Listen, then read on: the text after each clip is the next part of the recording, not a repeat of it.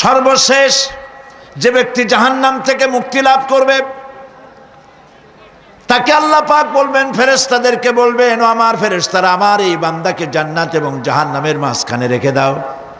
জান্নাত এবং জাহান্নামের মাঝখানে লোকটি যখন থাকার জায়গা পাবে, সে জান্নাতের দিকে তাকায়া দেখবে আর কাঁদতে থাকবে।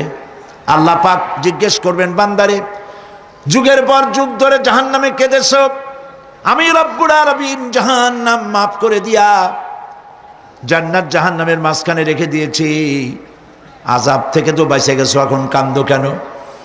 লোকটি বলবে, রব্বুল আলামিন কান্দি এই কারণে, জাহান্নাম থেকে মাফ করেছো, তোমার শুকরিয়া আদায় করি।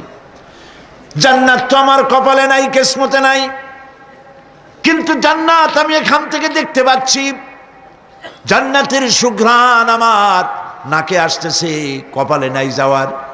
আমি কাঁদি এই জন্য, তুমি যদি মেহেরবানি করে আমাকে জান্নাতের দরজার কাছে একটু দাঁড় করায় দিতা, প্রাণ ভরে তোমার জান্নাতের দৃশ্যটা একটু দেখতাম। আল্লাহ পাক তার আরজি পূরণ করবেন, বলবেন যাও, ফেরেশতাদের বলবেন এর জান্নাতের দরজার কাছে দাঁড় করায় দাও। জান্নাতের দরজার কাছে দাঁড়িয়ে লোকটি আবার কান্না শুরু করবে। আল্লাহ পাক প্রশ্ন করবেন, এবার কান্দো কেন? লোকটি বলবে, রব্বুল আলামিন কান্দি এই কারণে, জান্নাতের এই দরজায় দাঁড়ায়া জান্নাতের অফুরন্ত নেয়ামত কিছুই ভালো করে দেখা যায় না, শুধু অল্প জায়গা দেখি। যদি তুমি আমারে দয়া করে জান্নাতের মাঝখানে দাঁড় করায় দিতা, চতুর্দিকে তাকায়া তাকায়া দেখা কলিজারে ঠান্ডা বানাইতাম। তবে আমি ওয়াদা করি, জান্নাতের কোনো নাজ নেয়ামত, কোনো ফল আমি খাবো না, ধরবো না, সইব না।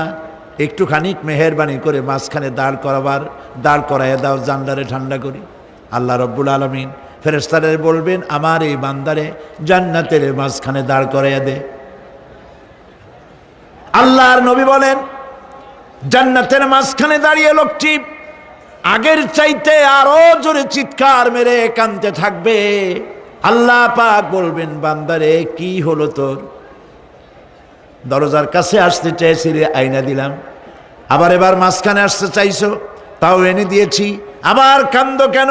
লোকটি বলবে, রব্বুল আলামিন এবার কান্দি এই জন্যে, তুমি যখন দয়া করে একটিবার জান্নাতের মাঝখানে এনে আমাকে দাঁড় করায় দিয়েছো, তুমি রহমান রহিম গফুরুর রহিম, এই জান্নাত থেকে আবার আর বাইর করে দিও না। আল্লাহ রাব্বুল আলামিন বলবেন, ও আমার বান্দারে, আমার এই জান্নাত তোর খুব পছন্দ হয়েছে নাকি? লোকটি বলবে, রব্বুল আলামিন কলিজা ঠান্ডা হয়ে গেছে, ভাবতেও পারি না এই জান্নাত এত সুন্দর। আল্লাহ পাক বলবেন, বান্দারে এরকম একটি নয়, দুইটা নয়, তোর জন্য আমি 10টা জান্নাত এইরকম রিজার্ভ করে রাখছি। সুবহানাল্লাহ, সুবহানাল্লাহ।